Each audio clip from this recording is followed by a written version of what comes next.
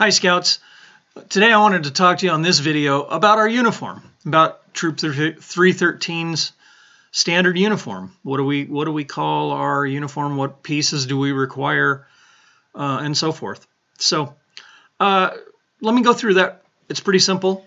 Now I'll start off right off the bat by saying the scouting organization would be happy to sell you even more items than what we require. So you can certainly buy those. It's not a problem. And I'll mention some of those when I go through this. But not every piece that they sell you is required by our troop. So let me talk about the ones that are required. The first one, and probably the most important, is the Scout shirt. You're seeing me wear one right now, Scout shirt. It's a khaki color. It will have these two what are called epaulets on the shoulders. All right, and in a Scout troop, we wear these green bands on our epaulets. All right, that symbolizes that we're in a Scout troop. All right, other parts of Scouting have different colors here. Cub Scouts use a dark blue color here. People that work for the council have, if I recall correctly, I'll mess it up. It's a different color at any rate on here. The people that work in the Scout shop, who technically work for the national organization, have a different color yet for the national organization. Venturers have their own color. That's another scouting type of organization, so they have their own color here. So you'll see some different colors here. They just really designate different parts of the larger scouting organization and how you're affiliated. Okay, but at any rate, Scout shirt has a number of different features on it that will be important to you. Some of these come as soon as you buy a Scout shirt. They'll already come with it. Some pieces you'll have to buy separately. So these tabs up here, separate. You'll have to buy those separately. The flag is already sewn onto the shirt, so that's great. This part here that says Boy Scouts of America, that's already sewn on the shirt. The pockets, the buttons, all that stuff, those already come on there. That's pretty much it. Every other thing you see on this shirt, I've had to add to it. So this name tag. You'll all actually get a name tag. If you haven't already, you will at some point when we're back together. Many of you have probably already gotten your name tag. It just goes right here above that strip on the right-hand front side of your shirt. You just put your name tag. Okay? And everyone in our troop's been, will get a name tag. It's so helpful when especially with our newer scouts, when we're still trying to learn your names. So definitely put your name tag on your shirt. Okay? This purple International Scouting Crest, it's another patch that is necessary to put on your shirt. We're all part of the International Scouting Organization. So that goes up here above the left-hand pocket. Okay? Now mine has a little extra ring around it from back in 2010, the Scout Centennial. But that's not a requirement, and obviously that was 10 years ago, so I don't think they even sell these anymore. Sometimes for other special events, though, they'll make these little rings that you can add to it. Not necessary, it's just a little added feature here. On this side, so my left-hand sleeve, these parts you will want on your shirt, at least these first couple. So the first one is what we call our council strip. It indicates that we're part of the Inland Northwest Council of Scouts, that's a Washington and Idaho council. Okay, so we're in northeastern Washington as well as northern Idaho within our council, so scouts living in that area are in this. And our particular unit number, our troop, is 313. So that's our number here, our number patch. Now you may also see number patches that are a different color. And I'm trying to see if I have an example of one of those. I don't. But they are green numbers on a khaki background. Those are also acceptable. Okay? So either these red and white numerals or the green and khaki numerals, either way are perfectly acceptable. So you may see each, and both are fine. Okay? Underneath the numeral, so the strip goes right up here against the shoulder. The number goes right below that. You might also notice this 50 on here. That just means that our unit's been in existence. It's actually quite a bit longer than 50 years now, but when this patch was made, our unit, Troop 313, had actually been around for 50 years. I think it's more like 60 or 65 now. It's quite a while. At any rate, underneath there, if you have a position within the troop, like I do, the Assistant Scoutmaster, that patch is designated and it goes right here. So if you're a patrol leader, your patch that would go here will say patrol leader. Okay, and again, in a previous video we talked about lots and lots of the different jobs that people have within the troop. If you don't have a job, that's okay. You won't have this patch on your shirt and less stuff to sew on there, so that's not a bad thing. Finally, on my shirt at the bottom, there's this patch that says trained, and that just simply signifies that I've had to go to some formal training to be a scout leader, and I'm certified as having been trained in the position in scouts that I'm in. Okay, that's something that you'll see typically more on adult leader shirts. Some older scouts may also have trained patches, depending on what kinds of events that they've gone to. But it's more frequently that you'll see that on an adult leader shirt. Not too many scouts have this one. Okay. On this side, on the right-hand sleeve, what you don't see on my shirt is a patrol patch. It will go right here underneath the flag. So you'll have a circular pine tree patrol patch that would go there. And then occasionally, if our troop gets a special yearly award for being an outstanding troop, we'll have a patch that goes down here lower on the right-hand sleeve to signify that. And you'll hear about those more later on if we earn those. Okay, so that's those patches. Typically, we don't have anything on the right-hand pocket sewn. That one usually is blank. Okay. However, on the left-hand pocket, that is where your rank patches will go. Now, since I'm an adult leaders don't earn ranks. Okay, so I have no rank patch here.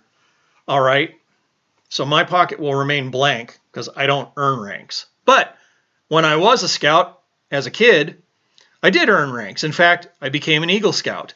And so what you'll see on my shirt is I have these knot patches, these square knots. All right, and just to let you know what each of these is, this red, white, and blue one here in the middle, that's the one that signifies that I was an Eagle Scout, okay? And you don't, it's not like you're just an Eagle Scout when you're a kid. Once you're an Eagle Scout, you're an Eagle Scout. So I'm still an Eagle Scout. So I'm still okay to wear this particular knot patch, all right? That lets everybody know that sees my uniform, hey, this guy's an Eagle Scout, okay? Obviously, if you're not an Eagle Scout, you don't wear this particular knot. This one is for the Arrow of Light. I had the Arrow of Light, so I could put that on there. Now, if you have earned the Arrow of Light from Cub Scouts, you actually can put that Arrow of Light patch right here underneath your right-hand pocket. So you'll actually have your Arrow of Light patch that you were awarded. You put it right there on your shirt. Okay? But for adult leaders, again, we don't really wear the same stuff that we did when we were scouts. We wear these knot patches. So that's what that one signifies. And then this one was for the religious award that I got when I was in Scouts, which at that point was called God and Country. I believe they've changed the name of that one now. If you want to know more about religious awards in Scouting, like I say in so many videos, look in the handbook. You can look that up and find more information about those. So that's what my knots signify. There's a number of other ones actually for awards, if you will, that adult scouts can earn. So we don't earn ranks per se, but we can still be awarded for things like, you may notice, I believe Mr. Mick has one, which is called the District Medal of Merit. It's interesting that all of the square knots except that one, or all of the knot patches, I should say, are square knots, except for that one. And it's just an overhand knot. So it's a dark blue with a silver overhand knot for that one. But that's for special, that's some special recognition that Mr. Mick's got for work that he's done with our scouting district. There are numerous other awards that adults typically can wear. You don't see too many scouts, younger scouts, well, younger to me anyway, people that are still in troops wearing knots. They can occasionally. You may see a few. But typically, when you see knots, those are typically more frequently seen on adult uniforms.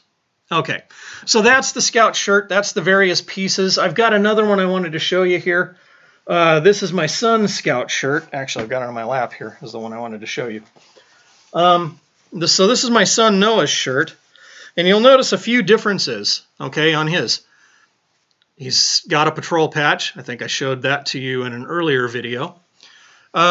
He also has above his Boy Scouts of America banner here, he has this patch, which shows that he went to the NYLT, that stands for National Youth Leadership Training course. That happened, it was a summertime week-long course specializing in leadership and leadership skills that he attended. And so he has that patch because he completed that course. And actually, he was on staff for NYLT after that for a couple of years. So that's kind of neat.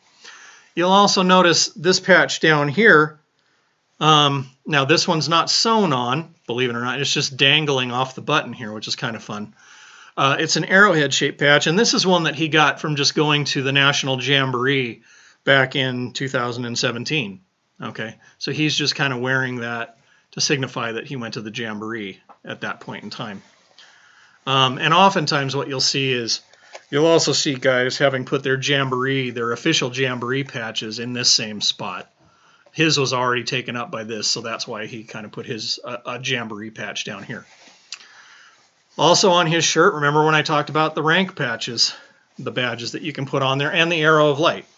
So there you can see that configuration. He's got his Eagle Scout rank here on his left-hand patch, or pocket, I should say, and he's also got his arrow of light patch down here right underneath the pocket.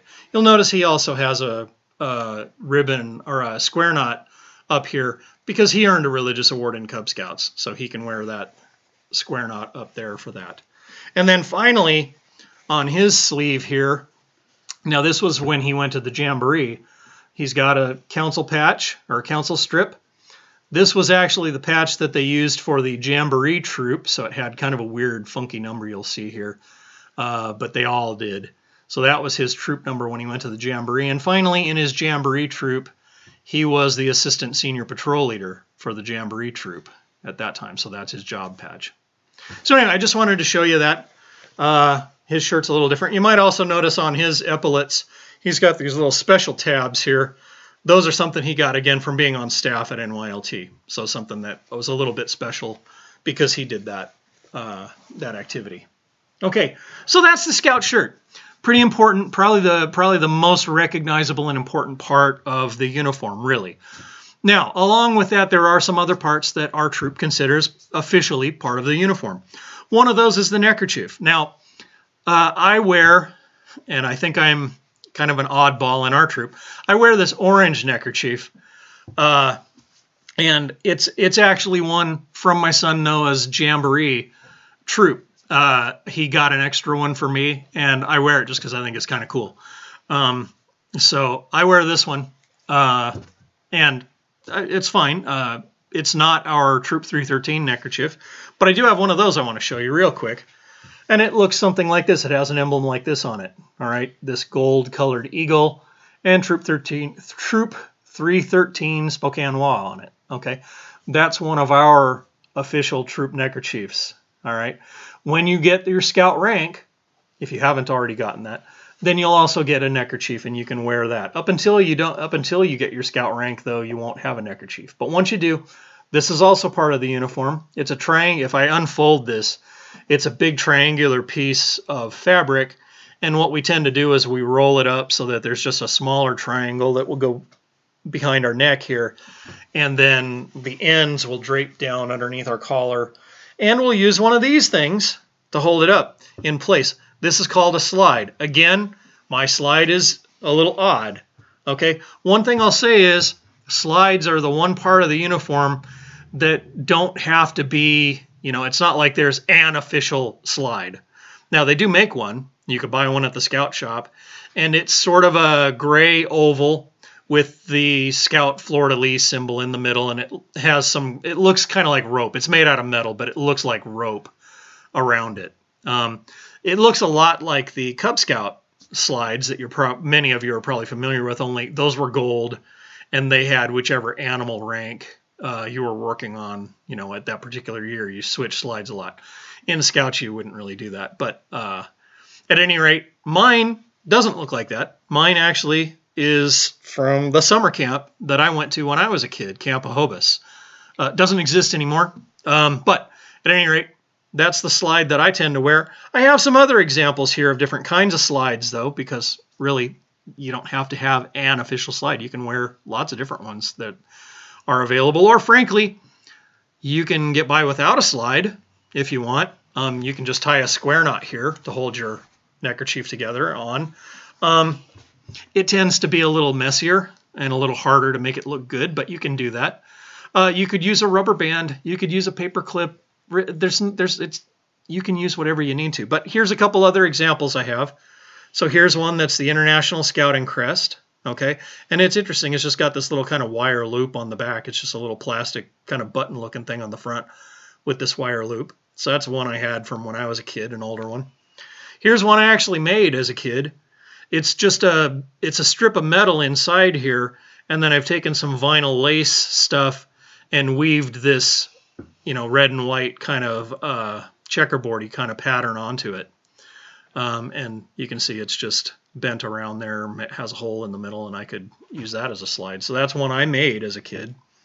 Here's one I got when I was in Cub Scouts back in 1976.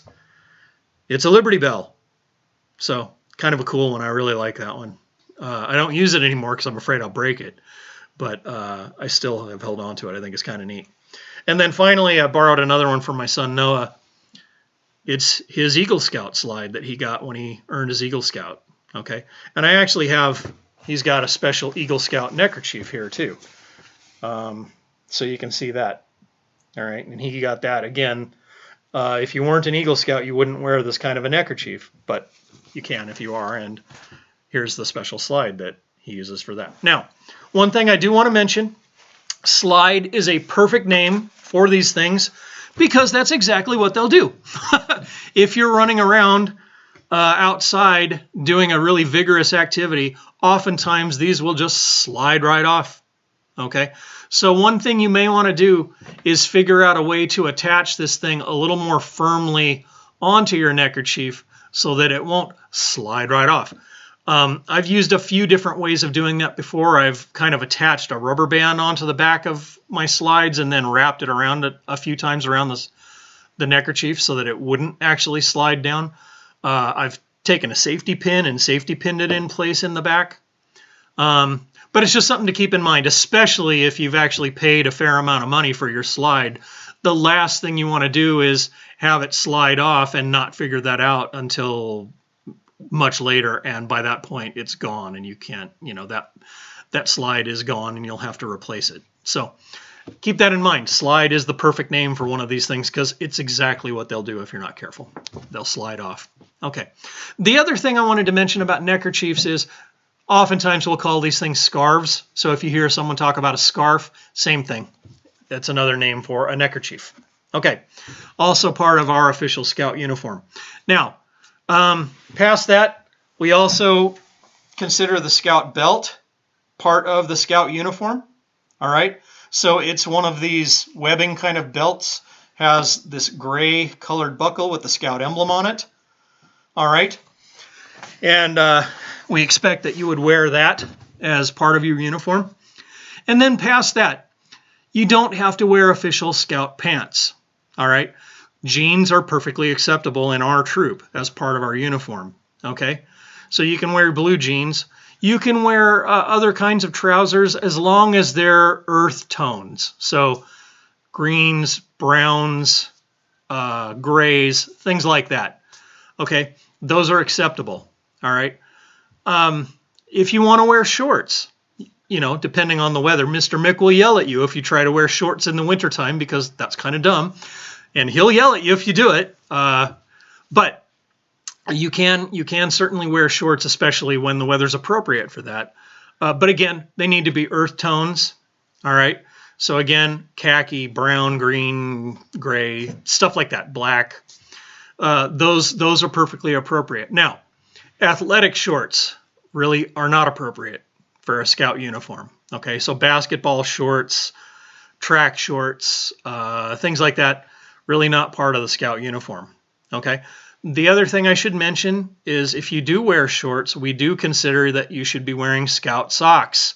And that is required if you're wearing shorts. If you're wearing long trousers, jeans, long pants, whatever, people aren't going to see your socks. So whether you're wearing scout socks or not really doesn't matter. But when you're wearing shorts, people do see your socks. So we consider scout socks as part of the uniform when you're wearing shorts. Okay. And those are typically a dark green color. You can get those at the scout shop. All right. Finally, as far as shoes go, tennis shoes are perfectly fine. Boots are fine. Sandals, no. Okay. We don't want you to wear open-toed stuff. We want you to have closed-toed shoes.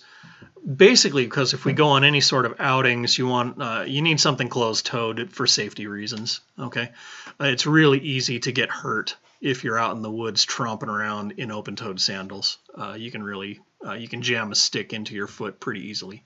So those are the main pieces of the uniform. One last thing I did want to talk about, though, is you won't see this on my uniform because, again, adults don't wear these, but this is called the sash, the merit badge sash. All right?